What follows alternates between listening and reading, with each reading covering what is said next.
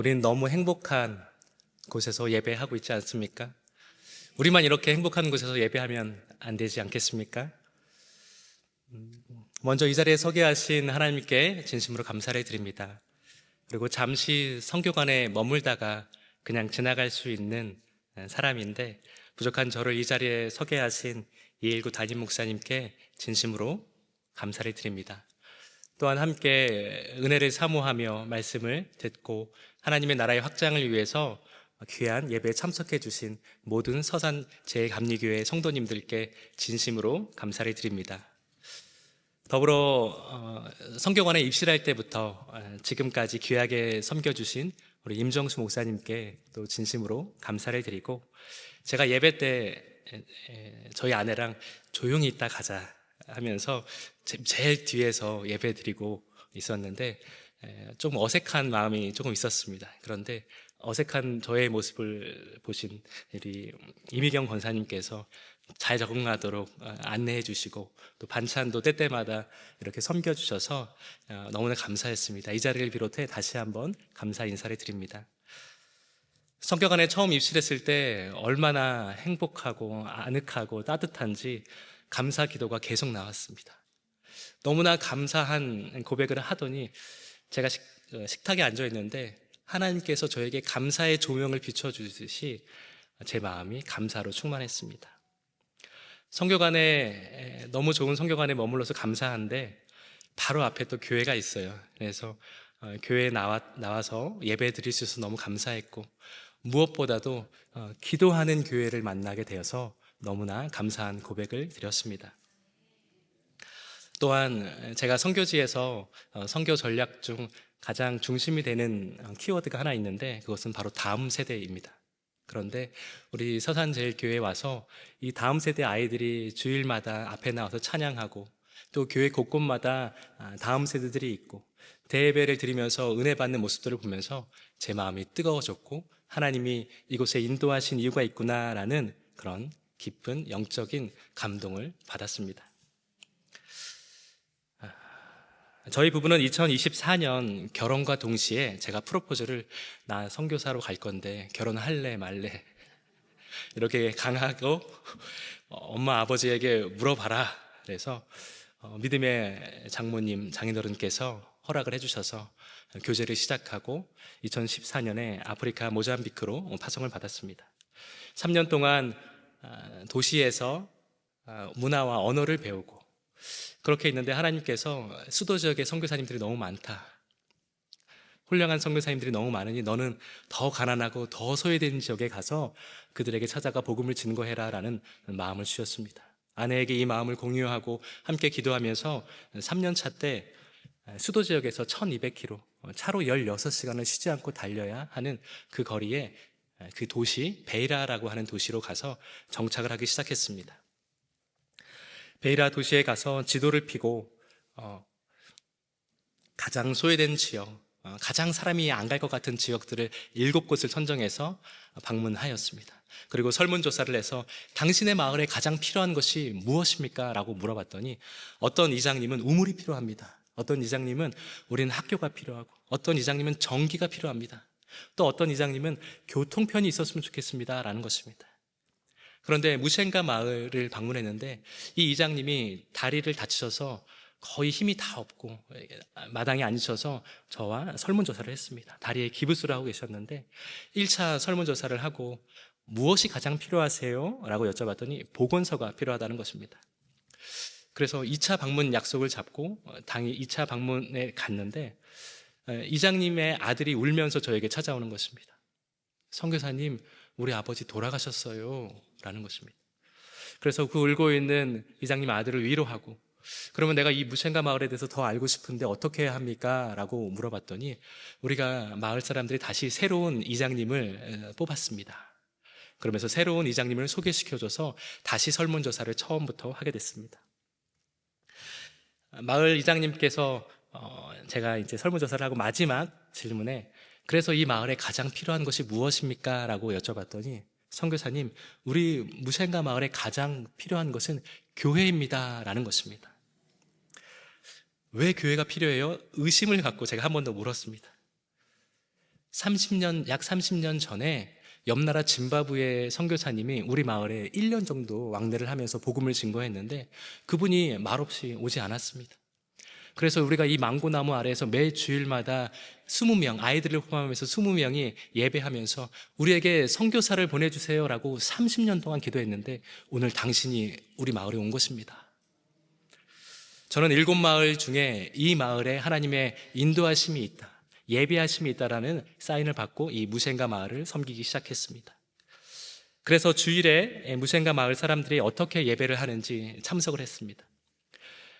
모래바람이 나고 야외에서 망고나무 아래에서 예배를 드리니까 닭이 지나가고 개가 지나가고 비가 오니까 마을 사람들이 갑자기 다 집에 그냥 가버리는 것입니다.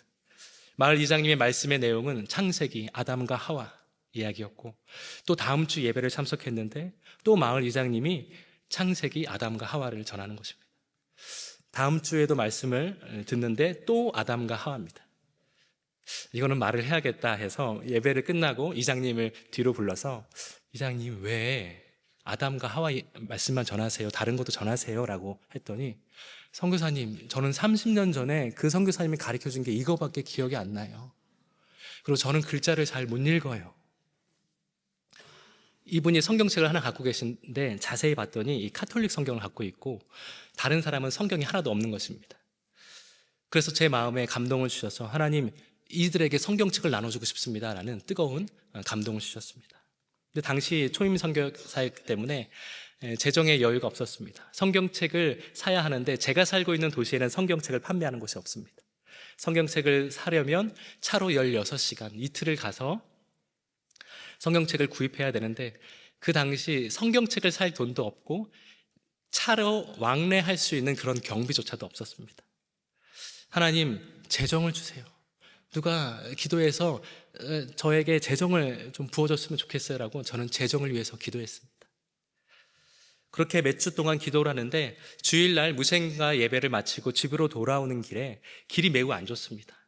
큰 웅덩이, 작은 웅덩이가 많아서 차가 통통거리며 이렇게 나오는데 한 번도 그런 적이 없는데 뒷좌석에 저희 아내와 당시 18개월 된 저희 자녀 그 카시트 고정하는 그 벨트가 풀러진 것입니다.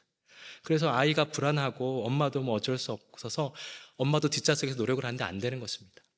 마침 시장길을 지나가고 있어서 조금만 기다려봐 하고 원래는 시장길을 나와서 좌회전을 해서 이제 집으로 가야 되는데 이 카시트를 고정하기 위해서 한 번도 가지 않았던 한적한 곳에 직진을 해서 어느 집 앞에 차를 세웠습니다.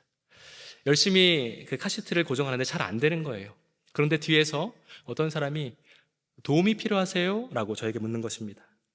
뒤를 봤더니 저희 도시에서 볼 수 없던 백인 한 60대 아저씨, 덩치 큰 분이 저한테 말을 거는 겁니다. 제가 딱 2마디 했습니다. 아니요, 괜찮습니다. 그렇게 얘기했더니 저보고 어우, 중국 사람이 발음이 좋습니다 라는 겁니다. 갑자기 기분이 이상한 거예요. 그래서 한 번 더 보고 나 한국 사람이에요. 북한 사람도 거기 있는데 나 대한민국 사람이에요 라고 했습니다. 그러더니 이분이 깜짝 놀라는 거예요. 우리 아들이 대한민국에서 군생활을 했습니다 라는 것입니다. 근데 2001년부터 군생활을 했는데 마침 또 그 연도가 저랑 군생활한 시기가 똑같아요. 그래서 짧게 몇 마디를 했는데 그러더니 저는 저를 그렇게 생각하지 않았는데 그분이 발음이 좋은데요 라고 하는 겁니다. 근데 그분이 칭찬을 해주신 거죠. 그래서 저희 가정이 포르투갈에서 잠깐 1년 정도 어학연수를 했습니다. 근데 이분 내가 1년 정도 공부를 했습니다 라고 했더니 나는 거기서 6년 살았어요 라고 하면서 친밀감이 더 깊어졌습니다. 거기 내 딸이 있는데 피아노를 가르치고 있어요. 근데 저희 아내도 피아노를 또 전공했거든요. 그래서 또 나와서 악수를 하고 했습니다.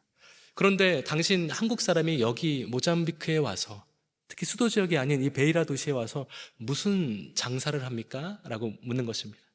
그래서 저는 한국 선교사입니다 라고 물었더니 이 사람이 또 깜짝 놀라는 거예요. 나는 미국 선교사야 라고 하는 겁니다. 그러면서 갑자기 허깅을 하게 됐습니다. 그런데 내가 이 모잠비크에 와서 교회를 세운 지 오늘 10주년이 되는 날이고 10주년이 되어서 오늘 교회에 큰 파티가 있어서 예배 후에 식사를 하는데 마침 식기도구와 물이 부족해서 내가 집에 와서 가려고 하는데 당신이 지금 우리 집 대문을 막고 서 있습니다 라는 것이에요. 시간이 괜찮으면 우리 교회 가서 같이 식사를 합시다 하는 겁니다. 여러분이라면 어떠시겠습니까? 가야죠. 하나님의 사인이죠. 갔습니다. 갔더니 그 60대 미국 선교사님의 사모님이 계시는 것입니다. 같이 또 교제를 하고 또 식사를 하면서 이런저런 이야기를 나누었습니다. 식사를 다 마치고 나서 차를 마시면서 그 미국 선교사님이 저에게 이러는 거예요. 내가 우리 미국 파송교회 몇 달 전에 다녀왔습니다. 그런데 너무 감사하게 파송교회에서 컨테이너를 보내주었습니다. 그런데 그게 드디어 어제 도착했어요 라는 것입니다. 그런데 그 안에 성경책이 가득한데 내가 선교사님을 좀 주고 싶은데 괜찮으세요? 라는 겁니다. 할렐루야. 저는 간신히 하나님께 영광의 박수를 해드릴까요? 하나님이 하셨습니다. 제가 간신히 구한 것은 돈이었습니다. 저는 갔다 와서 사려고 하는 그 인간적인 마음이 있었는데 하나님께서 제 코앞에 성경 2박스, 요한복음과 로마서 그 쪽복음 300여 권을 주시고 신구약 성경 15권 정도를 주셔서 그 성경을 가지고 무생가 마을에 가서 아이들에게 복음을 전해서 요한복음 암송을 시키고 또 놀아주고 먹여주고 또 무생가 마을에 한 150가정들이 있습니다. 150가정에 찾아가서 성경책을 줄 테니 교회에 나오세요. 그러니까 그 다음 주에 나왔는데 망고나무 아래에서 20명이 예배드린 사람이 100명이 넘어버린 것입니다. 그래서 요한복음 강해를 또 시작하게 됐습니다. 그래서 100명이 넘게 되니 이 망고나무의 자리가 부족한 거예요. 그래서 이 사람들이 스스로 자원하면서 아까 영상에도 보셨듯이 나무와 돌과 흙으로 3개월 동안 교회를 세운 것입니다. 이제 뒷문만 이제 붙이면 교회가 완공되는 것이었는데 마침 시속 200km에 달하는 태풍이 온 것입니다. 150가정 중에서 90가정의 집이 다 무너지고 교회가 다 무너져 버렸습니다. 제가 울면서 그 무생가 마을 사람들은 550여 명이 되는데 다 한 자리에 모였습니다. 나 여러분 정말 돕고 싶어요. 그런데 내가 도울 수 있는 형편이 안 됩니다. 그런데 여기 예수님 믿는 사람이 있고 믿지 않는 사람이 있는데 우리 옆사람과 손잡고 한번 하나님께 우리가 기도해 봅시다 라고 했습니다. 정말 그 기도의 응답으로 하나님께서 그들에게 먹을 것과 또 생필품과 무너진 집과 교회를 다시 더 튼튼하게 재건할 수 있는 그런 모든 것들을 채워주셨습니다. 2020년 전 세계로 확산된 코로나 사태로 인해서 대면 사역이 다 중지되었습니다. 당시 교회 사역과 문맹태치, 글자를 배우는 그 사역들을 하고 있었는데 그 사역을 다 못한 것입니다. 그런데 기도하는 중에 하나님께서 한국의 한 장로님이 저에게 연락을 주셨습니다. 무생가 마을에 우물이 없는데 우물을 세우고 싶습니다 라는 것입니다. 비대면 사역으로 충분히 할 수 있는 사역이었습니다. 그래서 우물과 이어서 화장실도 건축하게 됐습니다. 그런데 이 사역들을 다 마쳤는데도 코로나가 너무 길었지 않습니까? 이 코로나 사태로 어떻게 사역을 해야 하는지 너무나 답답했습니다. 그래서 하나님 앞에 40일을 작정하고 무릎 꿇고 아침에 한 끼를 금식하면서 40일 동안 그렇게 저녁마다 기도를 했습니다. 기도하는 중에 가장 큰 기도 제목은 이제 우물과 화장실을 헌물하는 것이 아니라 건강하고 법적으로 보호받을 수 있는 교회를 건축하기 위해서 법적인 절차를 이제 세워야겠다, 법인을 세워야겠다라는 마음을 주셨습니다. 그래서 법인을 세우기 위해선 종교청에 등록을 해야 되는데 500명의 18세 이상의 500명의 그 신분증이 있는 사람의 동의서가 필요합니다. 그런데 무생가 마을에는 신분증이 있는 사람이 5명도 안 됐어요. 시간과 재정과 많은 것들이 부족했습니다. 제가 그래서 할 수 있는 건 기도뿐이죠. 기도를 열심히 했습니다. 40일을 기도했습니다. 응답이 됐을까요? 안 됐을까요? 안 됐습니다. 그럼 어떻게 해야 될까요? 또 21일 다니엘 기도회를 또 시작했습니다. 기도하던 중에 그 당시 몇 년 전에 저희 집에 도둑이 들었습니다. 도둑이 들어서 그 집주인이 너가 아시아인이기 때문에 우리 집에 도둑이 들었다, 다 나가라, 그래서 쫓겨나는 상황이 들었어요. 그래서 경찰서에 가고 법원에, 한국에서도 가보지 못한 법원에 8개월 동안 왕래하면서 다녔습니다. 그런데 이 법원에 갔을 때 그 접수처에서 일하는 그 남자 직원이 얼굴을 떠올리게 해주시는 겁니다. 기도하는 중에. 그래서 그 사람에게 연락을 했더니 저를 모른다는 겁니다. 저 역시도 핸드폰에 접수처 직원 이렇게만 이름을 적어놔서, 그래서 그 다음날 찾아가서 저의 사정을 이야기하니 선교사님 나도 교회 다녀요. 내가 잘 아는 변호사가 있는데 그 변호사를 소개시켜 줄게요. 그래서 변호사 사무실에, 로컬 변호사 사무실에 갔습니다. 가서 저의 이 뜻을 이야기를 하니 선교사님, 종교청에 500명의 동의서가 필요합니다. 그런데 우리가 회의를 해보겠습니다 라고 해서 한참 후에 회의를 하고 그 변호사가 저에게 나와서 이렇게 이야기하는 겁니다. 선교사님, 종교청에는 500명의 동의서가 필요한데 법무부에는 10명의 동의서만 있으면 됩니다 라는 것입니다. 하나님의 사인으로 알고 법무부로 방향을 틀어서 이 변호사가 3개월이면 모든 과정들이 다 이제 나올 것입니다 라고 하는 것입니다. 마침 한국에서 저희 아내가 이제 둘째를 출산하고 있어서 그러면 내가 한국에 다녀와서 우리 가족을 다 데리고 오겠습니다 라고 해서 이 법인이 등록이 되면 이 법인이 등록된 것들로 새로운 비자를 받고 모잠비크로 들어가려고 했습니다. 3개월이 너무나 기쁜 마음으로 3개월을 기다렸습니다. 3개월 후에 변호사에게 연락을 해보니 변호사가 선교사님, 조금 기다려주세요. 다음 주 월요일에 될 것 같아요 라는 것입니다. 다음 주 월요일을 아주 기쁘고 설레는 마음으로 기다렸습니다. 선교사님, 수요일에 될 것 같아요. 조금만 참아주세요.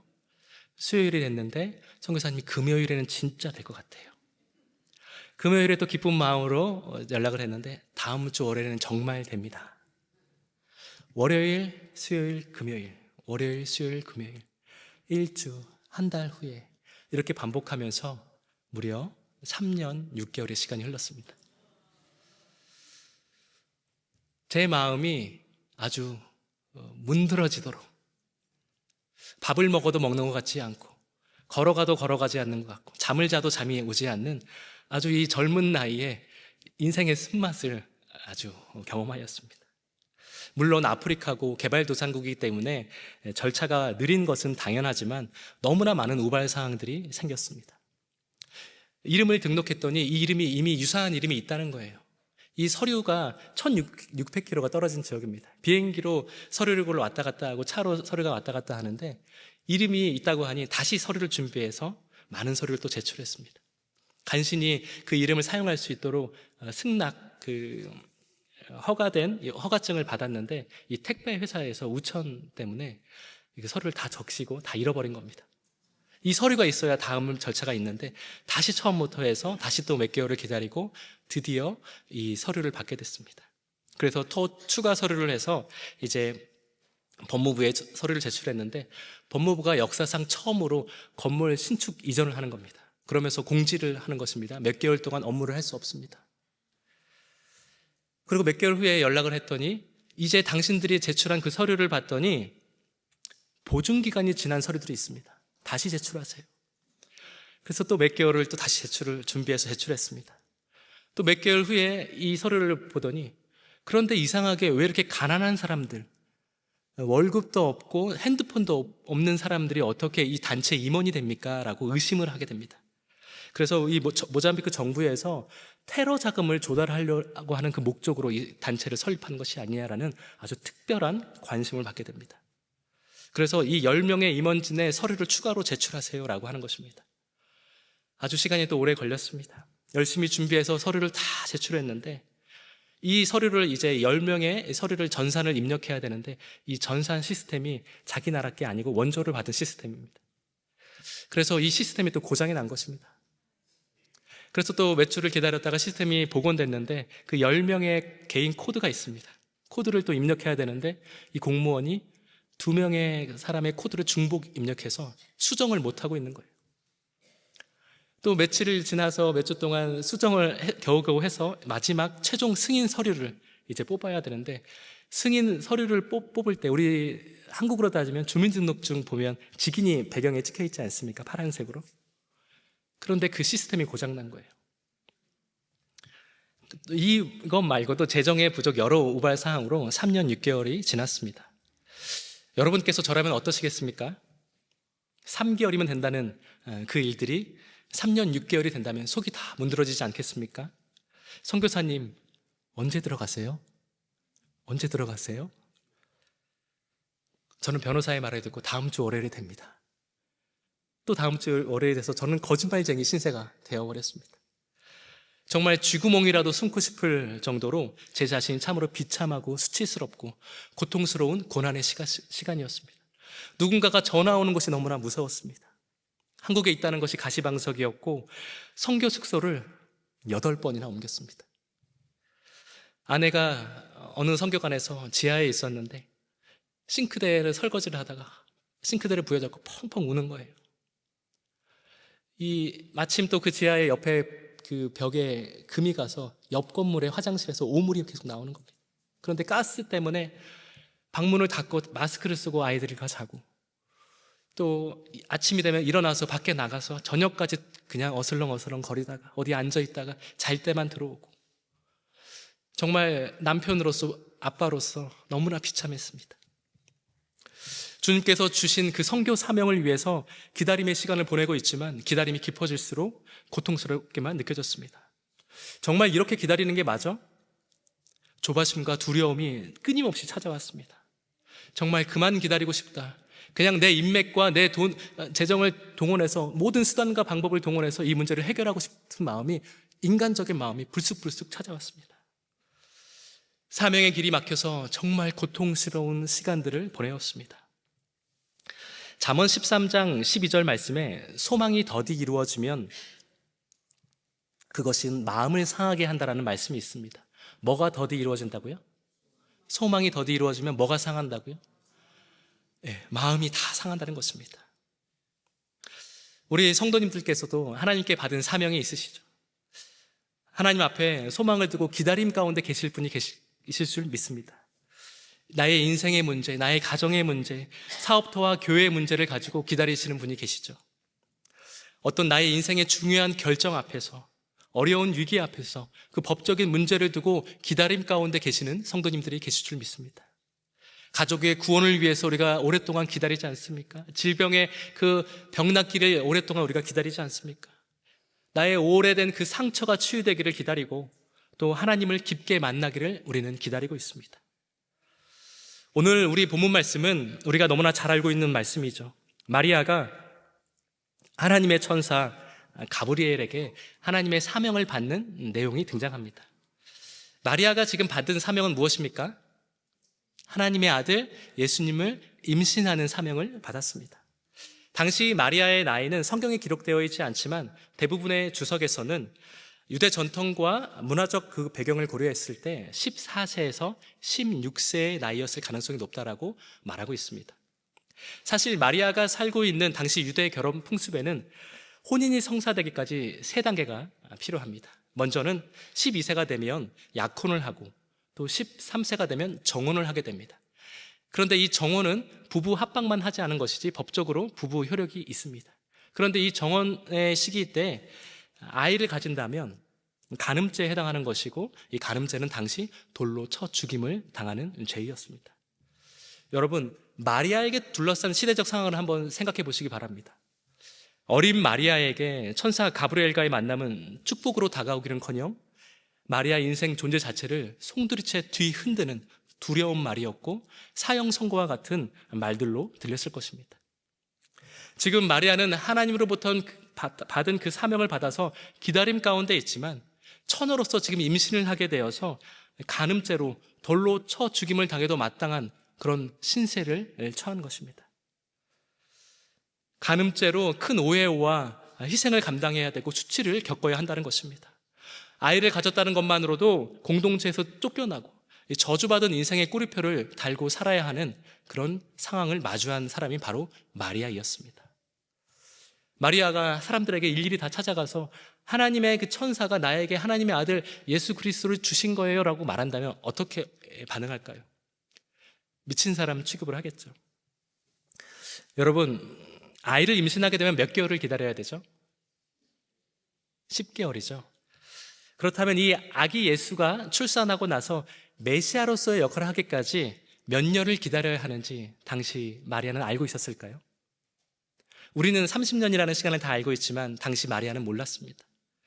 마리아가 받은 사명은 기다림 그 자체이었습니다. 여러분, 마리아가 지금 하나님께 사명을 받고 기다림 가운데 있지만 그 기다림은 축복이었을까요? 아니면 저주이었을까요?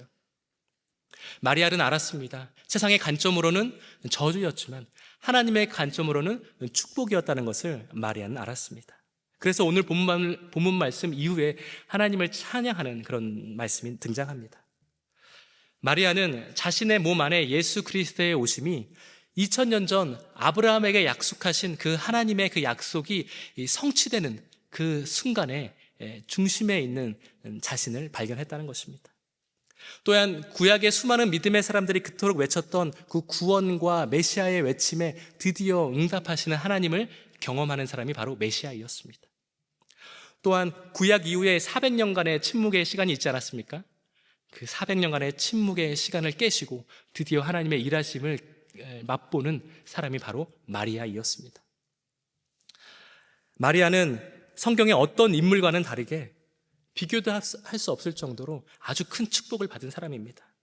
왜냐하면 하나님의 아들 예수 그리스도를 임신하고 출산하면서 그리고 양육하면서 키운 어머니로서 성경의 그 어떤 인물보다 예수님과 특별한 관계를 맺은 축복을 받은 사람이었습니다. 그리고 십자가 사건과 부활 사건의 중심에 서 있었던 인물이기도 하죠. 설교를 준비하면서 하나님께 제가 이런 기도를 드렸습니다. 하나님, 저 3년 6개월 동안 정말 힘들었어요. 평생 속이 다 문드러질 거 이 3년 6개월이 30년처럼 느껴졌어요 라고 하나님께 하소연하듯이 그렇게 기도를 하였습니다. 그런데 하나님이 저에게 이런 마음을 주시는 거예요. 사랑하는 아들아, 너는 은혜 받은 자야. 너는 축복받은 자야. 너는 비참하고 수치스럽고 고통과 고난의 시간이라고 여겼지만 사실 나 하나님이 너에게 축복의 시간을 만들어준 거야. 그러면서 너 받은 복을 한번 세워봐 라고 해서 설교를 준비하다가 제쳐두고 받은 복이 어떤 것인지 한번 기록해 보았습니다. 먼저 하나님과의 관계에서는 내 계획대로 반드시 되어야 한다는 저의 그 죄성, 그것들을 벌거벗은 것처럼 하나님 앞에 부끄럽게 고백하는 시간이 있었습니다. 그리고 나의 시간보다 하나님의 시간이 더 완벽해요라는 그 문자가 아니라 삶을 통해서 온전하게 고백하는 그런 축복의 시간이 있었습니다. 또한 3년 6개월 동안 선교지에 가고 싶은 그 갈급함이 더 깊어져서 그 갈급함과 사모함이 그 시간들이 있었습니다. 또한 아내 선교사는 출산을 하고 골반과 허리 통증이 좀 심했습니다. 그래서 한국에서 충분히 치료를 받는 시간이 있었고, 또 선교사로서 부모로서 자녀들에게 늘 못해준 것이 미안한데 한국에서 첫째 아이가 초등학교 1학년 생활을 조금 경험했습니다. 그리고 둘째 아이가 3년 동안 출산하고 나면 이제 예방주사를 많이 맞지 않습니까? 그것들을 한국에서 다 맞게 되었습니다. 또 개인적으로는 제가 아프리카보다 사실 더 멀게 느껴지는 것들이 있습니다. 바로 아버지와의 관계입니다. 가정사가 많이 있는데 10년 동안 아버지와 연락 없이 지냈습니다. 그런데 한국에 있는 동안 계속 하나님이 저의 마음을 찝어주시는 거예요.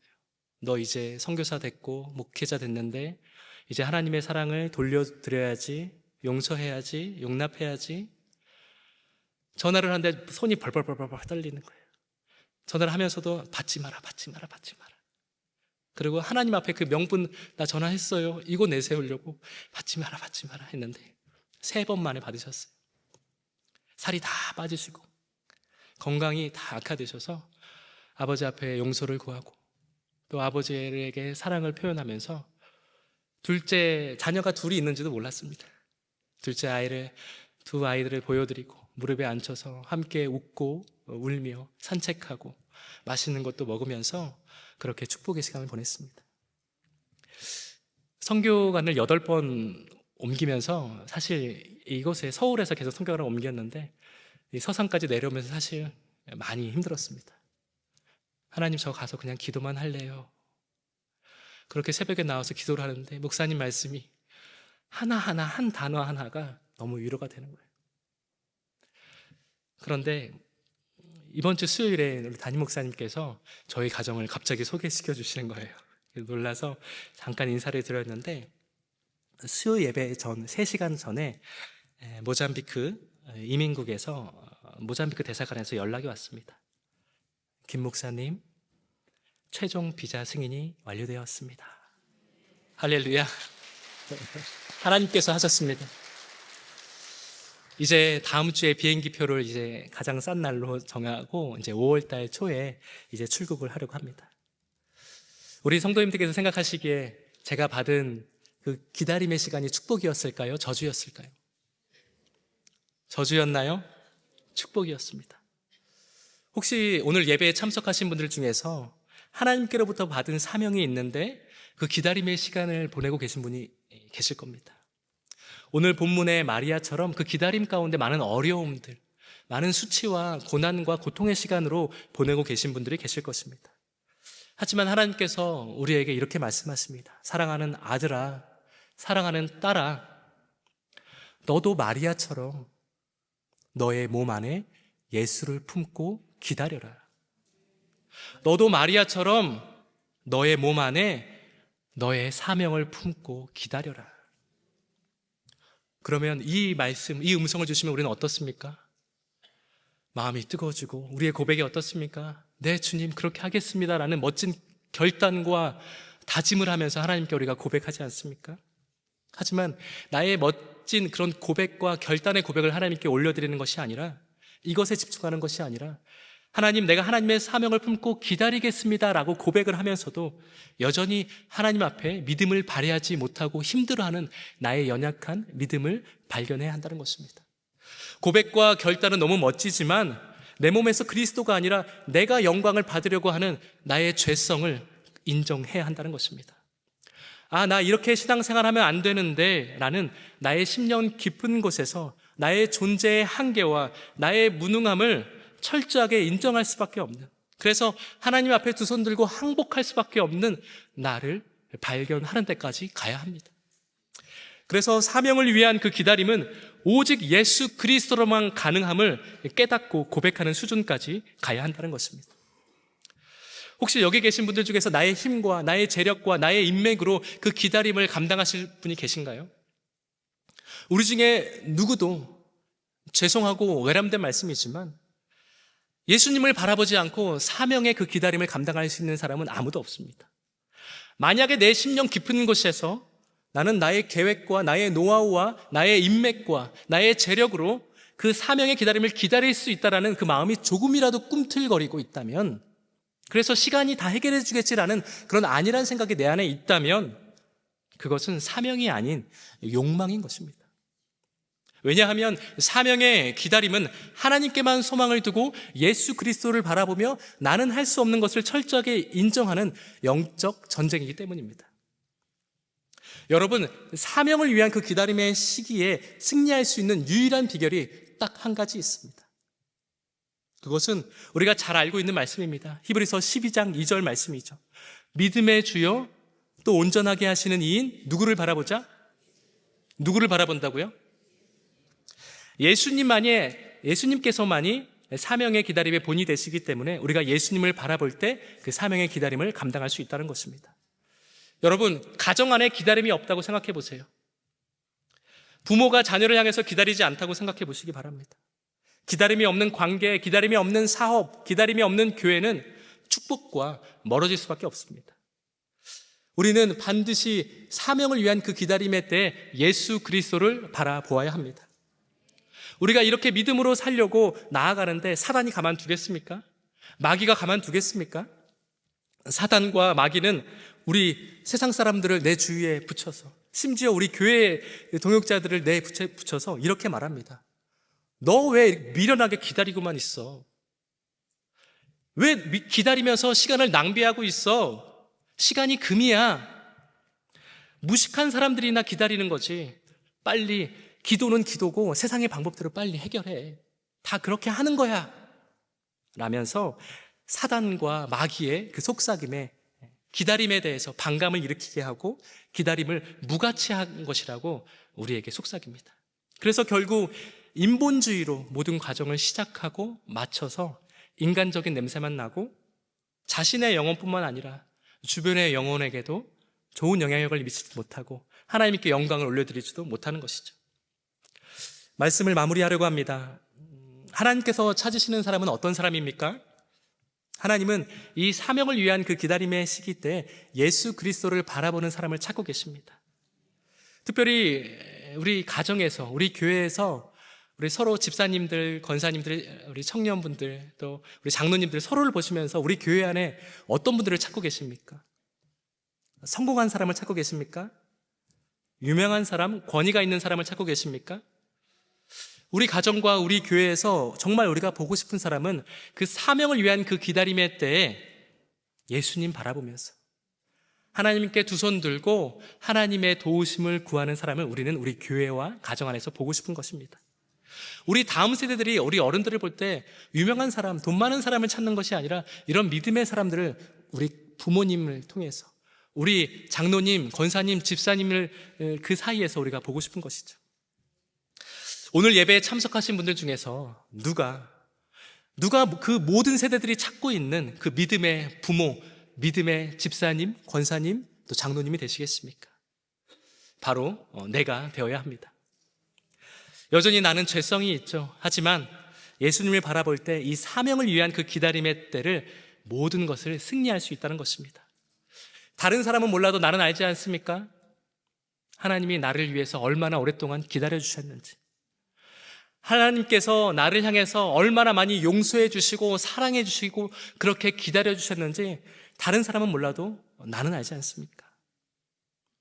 하나님께서 나를 향해서 기다려 주신 그 기다림을 기억하면서 하나님의 사명자로 나아가시는 서산제일교회 모든 성도님 되시길 축복합니다. 제가 서산제일교회 와서 한 가지 배운 게 있습니다. 우리 담임 목사님께 배운 게 있는데 이렇게 안아주는 겁니다. 너무 좋더라고요. 우리 한 반주를 좀 해주시겠습니까? 제가 이곳에 와서 처음 왔을 때 이제 온 지 한 2주 정도 됐습니다. 너무 힘들더라고요. 근데 목사님이 앞에서 만세 축복을 받은 자입니다 계속 해주시는데 그게 그냥 문자나 소리로 들리는 것이 아니라 제 심령 깊은 곳에서 하나님께서 위로해 주시는 것을 느꼈습니다. 한번 안아보시겠어요? 이 시간 하나님께서 나를 이렇게 지금 안아주시는 거예요. 그러면서 이렇게 말씀하십니다. 사랑하는 아들아, 사랑하는 딸아, 얼마나 힘드니? 그리고 얼마나 답답하니? 내가 다 알고 있다. 나는 항상 너를 이렇게 품고 있어. 내가 너를 위해서 십자가를 지고 무덤 속에서 그 기다림을 지나서 부활한 것처럼 너의 기다림도 결국 생명으로 열매 맺을 것이다. 사랑하는 아들아, 사랑하는 딸아, 너의 기다림은 나의 영광을 드러내는 간증이 될 거야.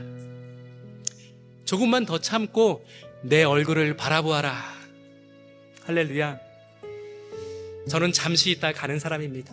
하지만 우리 천국에서 우리 서산제일교회 모든 성도님들을 만날 줄 믿습니다. 우리 괴로울 때 주님의 얼굴 보라 이 찬양인데 시간이 좀 지났지만 짧게 부르고 우리 함께 기도했으면 좋겠습니다. 괴로울 때 주님의 얼굴 보라. 평화의 주님 바라보아라. 세상에서 쓰라린 친구들아, 위로의 주님 바라. 우리 두 손을 들고 고백할까요? 눈을 들어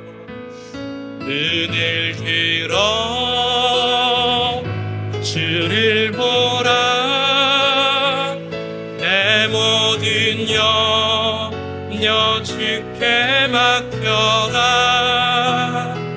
슬플 때에 주님의 얼굴 보라. 사랑의 주님 안식 주. 눈을 들어 주를 보라.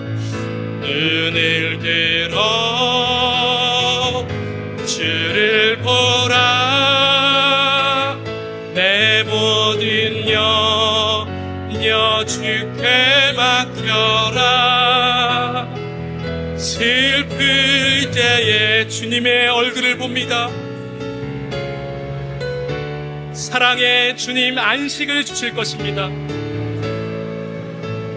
우리 마지막으로 슬플 때에 주님의 얼굴 보라. 주님의 얼굴 보라. 사랑의 주님 안식 주리라. 시간 우리가 한 가지 기도하고 내려가겠습니다. 사명을 위한 그 기다림의 시기를 보낼 때 고통으로만 여기고 있는 분이 계시다면 우리가 이 시간 회개했으면 좋겠습니다. 환경 탓, 조건 탓, 사람 탓만 하면서 감사하지 못하고 불안과 조급함이 있었던 것들을 용서하여 주옵소서. 이 사명을 위한 기다림의 시간 속에서 예수님 바라보지 못하고 인본주의로만 반응하려고 하는 나의 연약함을 용서하여 주옵소서. 가정 안에서, 교회 안에서 그토록 찾고 있는 그 믿음의 사람으로 살아가지 못한 나의 믿음 없음을 용서하여 주옵소서. 하나님의 영광을 나타내야 되는데 하나님의 영광을 가리구며 살아갔던 나의 믿음 없음을 용서하여 주시옵소서. 다시 한번 믿음의 사람으로 마리아처럼 살아갈 수 있도록 도와주시옵소서. 그래서 이 어려움의 시간이 그냥 넘어가기를 기다리는 것이 아니라 이 어려움의 시간 안에서 그 중심에서 믿음을 발휘하는 사람이 되게 도와주시옵소서. 나의 계획보다 하나님의 계획이 더 믿을 만한 것임을 인정하면서 내 삶을 위탁하는 축복을 누리게 하여 주시옵소서. 오직 한번 믿음의 주여 또 온전하게 하신 예수를 바라보는 축복을 경험하게 하여 주시옵소서. 그리하여서 예수를 바라보고 그 사명을 위한 기다림에서 승리하여서 하나님께 크게 영광 올려드리는 그러면 내가 될 수 있도록 도와주시고 믿음의 명문가문 되게 도와주시고 세계적인 영적 지도자가 나오는 그런 서산 제일감리교회가 될 수 있도록 해달라고 우리 개인과 가정과 우리 교회를 위해서 우리 다시 한번 주여 한번 하시고 우리 기도하겠습니다. 기도합니다. 주여